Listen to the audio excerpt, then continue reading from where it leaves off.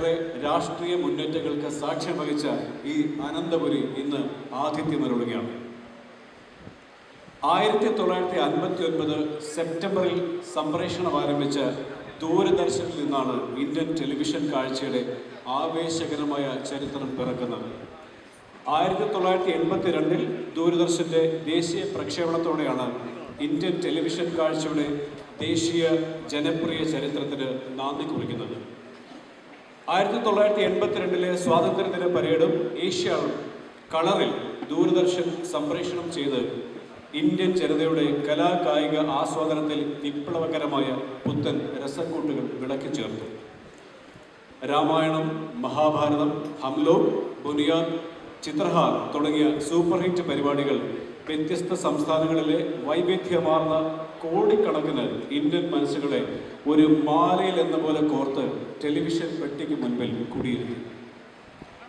മലയാളിയുടെ ദൃശ്യ ശ്രവ്യ ആസ്വാദനത്തിന് പുതുപുത്തൻ മാനങ്ങൾ പകർന്ന് മാതൃഭാഷയിൽ ആദ്യമായി ടെലിവിഷൻ കാഴ്ചകൾ വിരുന്നു വന്നത് 1981 തിരുവനന്തപുരം ദൂരദർശൻ്റെ പ്രഥമ പ്രക്ഷേപണത്തോടെയാണ്. 1993 മലയാളത്തിലെ ആദ്യ സ്വകാര്യ TV ചാനലായ ഏഷ്യാനെറ്റ് സംപ്രേഷണം ആരംഭിച്ചു. ഒരു ശരാശരി മലയാള ജീവിതത്തിൻ്റെ ഭാവുകത്വ പരിണാമത്തിന് ദിശാബോധമൊരുക്കുവാൻ പ്രാപ്തിയുള്ള ന്യൂസ് ചാനലുകളുടെ വമ്പൻ കുത്തൊഴുക്കിലും നാം പിന്നീട് സാക്ഷ്യം വഹിച്ചു. ഇന്ന് ജനസാന്ദ്രതയോട് ചേർത്ത് ഏറ്റവും നമ്മുടെ സ്വന്തം മലയാളമാണ്.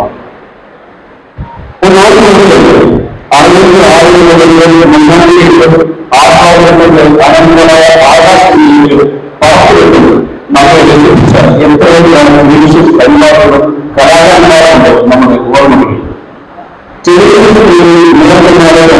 നാം മനസ്സറിഞ്ഞ് ആരാധിച്ചു. കാണാത്തവരെ നമ്മൾ സൗകര്യങ്ങളും വിസ്മരിച്ചു.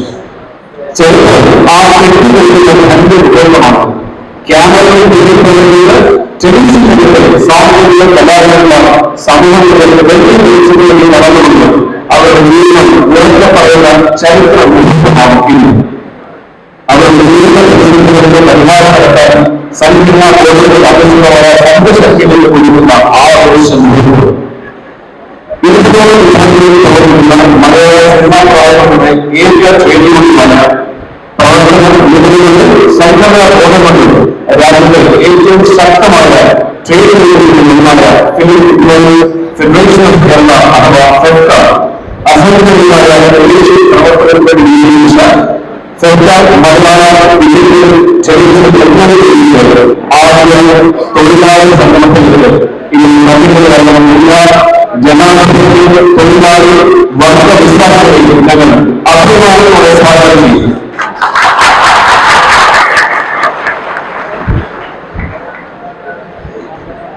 ഈ ചടങ്ങിൽ ഔപചാരികമായ സ്വാഗതം ആശംസിക്കുന്നതിലൂടെ FEFKA Malayalam digital television empowerment general secretary Shri Vayalar ബാലമുണ്ടിയാണ് ക്ഷണിക്കുന്നത്.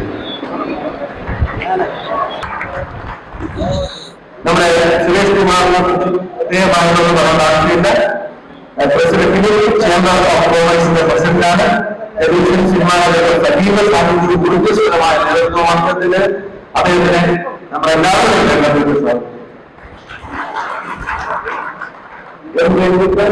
എത്തിയിട്ടില്ല.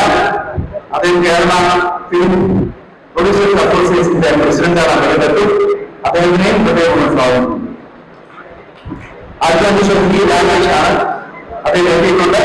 കേരള ഫിലിം പ്രൊഡ്യൂസേഴ്സ് അസോസിയേഷന്റെ ട്രഷററാണ്. അദ്ദേഹം സിനിമയിലേക്ക് പോലെ തന്നെ സജീവമായി ഇപ്പോൾ ടെലിവിഷൻ രംഗത്ത് നിൽക്കുന്നു. അദ്ദേഹത്തെ സ്വാഗതം.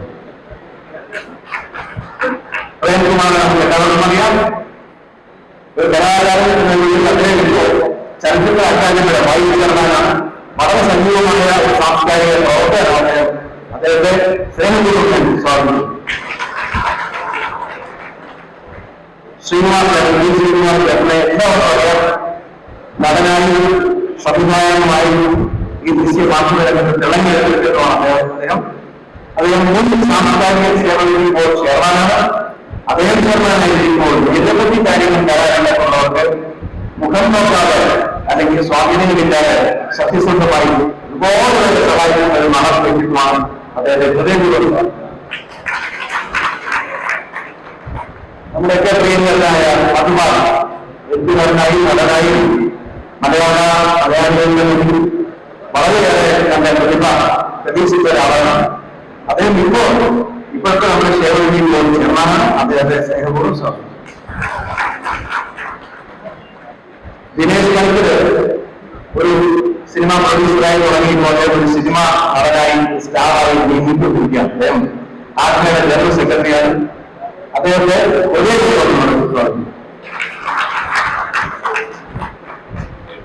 ഹൃദയപൂർവ്വം ഒപ്പം ഈ സമ്മേളനത്തിന്റെ അധ്യക്ഷ സ്ഥാനത്തേക്ക് ഞാൻ PS വിജയൻ ആദരപൂർവ്വം ക്ഷണിച്ചുകൊണ്ടിരിക്കുന്നു. നന്ദി, നമസ്കാരം. അടുത്തതായി സ്നേഹാദരം ഏറ്റുവാങ്ങാൻ അഭിനയ പ്രതിഭ ശ്രീ MR ഗോപകുമാറിനെ ക്ഷണിക്കുന്നു. ഉപഹാരം സമർപ്പിക്കുന്നത് Shri Shaji N. Karoor.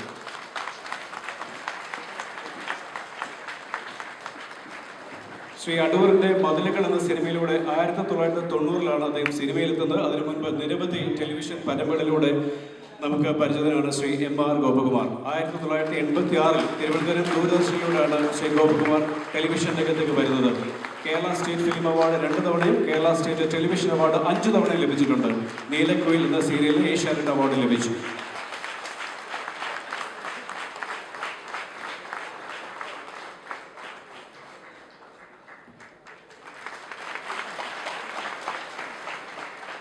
Thank you sir. അടുത്തതായി സ്നേഹാദരം ഏറ്റുവാങ്ങാൻ അഭിനയ പ്രതിഭ ശ്രീലത നമ്പൂതിരെ ക്ഷണിക്കുന്നു. ഉപഹാരം സമർപ്പിക്കുന്നത് ശ്രീ ഷാജി N. കാരൂർ. ഞങ്ങളുടെ ആദരവ്.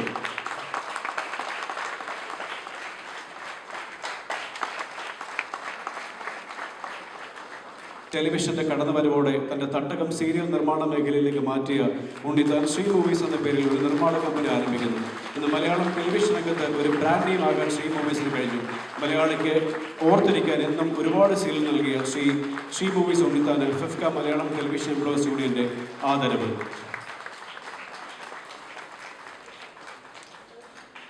അടുത്തത് സ്നേഹാദരം ഏറ്റുവാങ്ങാനായി കേരള ഫിലിം പ്രൊഡ്യൂസേഴ്സ് അസോസിയേഷന്റെ ട്രഷറർ ശ്രീ P. രാകേഷിനെ ക്ഷണിക്കുന്നു.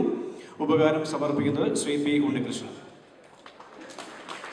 1992-ൽ അനാമിക എന്ന ടെലിഫിലിം നിർമ്മിച്ചുകൊണ്ടാണ് നിർമ്മാണ രംഗത്തേക്ക് ശ്രീ P. രാകേഷ് കടന്നു വന്നത്. പർദീസിയിലേക്കുള്ള പാത, മലയാളത്തിലെ ആദ്യ മെഗാ സീരിയലിലെ വംശം, മികച്ച സീരിയലടക്കം 5 സംസ്ഥാന അവാർഡ് നേടിയ ഫ്ലവേഴ്സിലെ ആദ്യ സീരിയലായ ഈശ്വരൻ സാക്ഷി എന്നിവയ്ക്ക് പുറമെ ദൂരദർശനിലെ നമുക്കെല്ലാം പ്രിയപ്പെട്ട ചിത്രഗീതം, സ്മൃതിയിലും അടക്കം നിരവധി പ്രോഗ്രാമുകൾ അദ്ദേഹം നിർമ്മിച്ചിട്ടുണ്ട്. ശ്രീ P. രാകേഷിന് ഞങ്ങളുടെ ആദരവ്. M. Ranjith, president Kerala film producers association ക്ഷണിക്കുന്നു. ഉപഹാരം സമർപ്പിക്കുന്നത് ശ്രീ P. ഉണ്ണികൃഷ്ണൻ. ടെലിവിഷൻ നിർമ്മാതാവ്, ചലച്ചിത്ര നിർമ്മാതാവ്, ചലച്ചിത്ര സംവിധായകൻ, സംഘടനാ ഭാരവാഹി, യൂണിറ്റ് ഉടമ, പ്രൊഡക്ഷൻ കൺട്രോളർ, ഇങ്ങനെ പല നിലകളിൽ മലയാള ചലച്ചിത്ര സീരിയൽ പ്രവർത്തകർക്ക് പ്രിയങ്കരനായ ഒരാളാണ് ശ്രീ രഞ്ജിത്ത്. ഞങ്ങളുടെ ആദരവ്. തന്റെ 22ാമത്തെ വയസ്സിൽ ട്രാവൻകൂർ അഡ്വർടൈസിംഗ് ഏജൻസി എന്ന സംരംഭമായി പുനലൂരിൽ നിന്ന് തിരുവനന്തപുരത്ത് വന്ന കോളേജ് വിദ്യാർത്ഥി, പിന്നീട് ദൂരദർശൻ അക്രഡിറ്റേഷനുള്ള ആദ്യത്തെ പരസ്യ ഏജൻസിക്ക് ഉടമയാകുന്നു. ആദം അയ്യബ് സംവിധാനം ചെയ്ത മിന്നാമിനിങ് എന്ന 13 എപ്പിസോഡിന് നിർമ്മാതാവായി നിർമ്മാണ രംഗത്തെ ചുവടുറപ്പിച്ച അരുൺപിള്ളയ്ക്ക് ഫിഫ്ക മലയാളം ടെലിവിഷൻ എംപ്ലോയീസ് യൂണിയന്റെ ആദരവ്.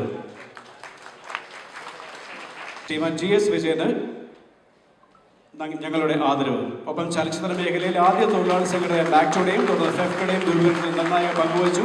ഇപ്പോൾ ടെലിവിഷൻ മേഖലയിലെ ആദ്യ ട്രേഡ് യൂണിയനായ ഫെഫ്ക മലയാളം ടെലിവിഷൻ എംപ്ലോയീസ് യൂണിയന്റെ സംഘാടനത്തിൽ പ്രമുഖ സ്ഥാനം. അദ്ദേഹത്തിനും ഞങ്ങളുടെ ആദരവ്. നമ്മുടെ കുടുംബത്തിന്റെ സംഘമാണ് അവിടെ വന്നത്. അപ്പോൾ